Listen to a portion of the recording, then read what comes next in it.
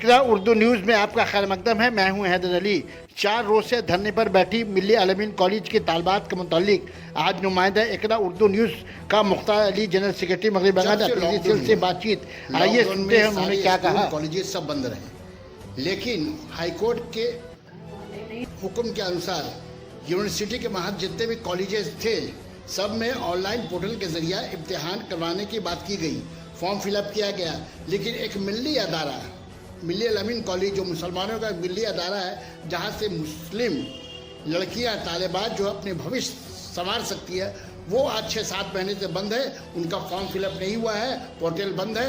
उन लोगों का कहना है कि पार्थो चटर्जी और बैसाखी चटर्जी मिलकर ये दोनों जो है ये हम लोगों के मुस्तकिल से खिलवाड़ कर रही है। ऐसे में आप क्या क्या कहना चाहेंगे? मिल्ली एजुकेशनल ऑर्गेनाइजेशन का करीब मैं फाउंडर मेंबर भी हूँ, और पहले ही जो मिल्ली एजुकेशनल ऑर्गेनाइजेशन 25 साल पहले जो मैनेजिंग कमेटी बनी थी, उस कमेटी का एग्जीक्यूटिव कमेटी में रह चुका हूँ। 10 साल मैं खुद रहा हूँ, और मैं समझता हूँ कि ये एक सीरियस इशू है। लेकिन जो जिनके हाथ में अभी जिम्मेदारी है मिल्ली एजुकेशनल ऑर्गेनाइजेशन की, जो मिल्ली अलमीन कॉलेज का पेरेंट बॉडी है, वो फेलियर रहा अपने काम करने में। फेलियर रहा बहुत तरह से, और वो उनका अप्रोच भी सही नहीं रहा। लेकिन हमारा जातीय तौर पर अपार्ट फ्रॉम पार्टी, जो मिल्ली कॉलेज में जो बच्चियां को ऑनलाइन नहीं एडमिशन हुआ है, उन तमाम का अफसोस है कि उनका होना चाहिए।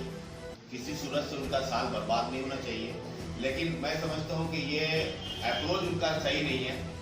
और अगर मैं आपके माध्यम से कहता हूं कि वो तमाम बच्ची अपने तौर पर दरखास्त लिखकर, एक मोमेंडम लिखकर, अगर ममता बनर्जी का रेसिडेंस कालीघाट में अगर जमा करें कि मेरा ये मसाइल है और हम लोग धरने में बैठे हुए, सिर्फ धरना में बैठने से मसला हल नहीं होगा, अपना बात को हुकूमत के वक्त तक पहुंचाना होगा। तो उनका जिम्मेदारों जो है उनकी जिम्मेदारी थी।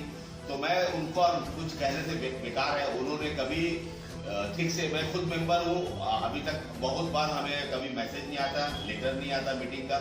हमने लेटर लिख के भी दिया है कि, लेकिन उन लोगों का कहना है जो मुशायरे में बैठी हुई जो धरना दे रही हैं, उनका कहना है कि ममता बनर्जी जो है वो लड़कियों की हमदर्द है, सेकुलरिज्म की अलमदार है। उसके बावजूद जो है वो इस मामले में कुछ बोल नहीं रही है, ना कोई अपना वफद भेज रही है, ना पार्थो चटर्जी से कोई बात कर रही है।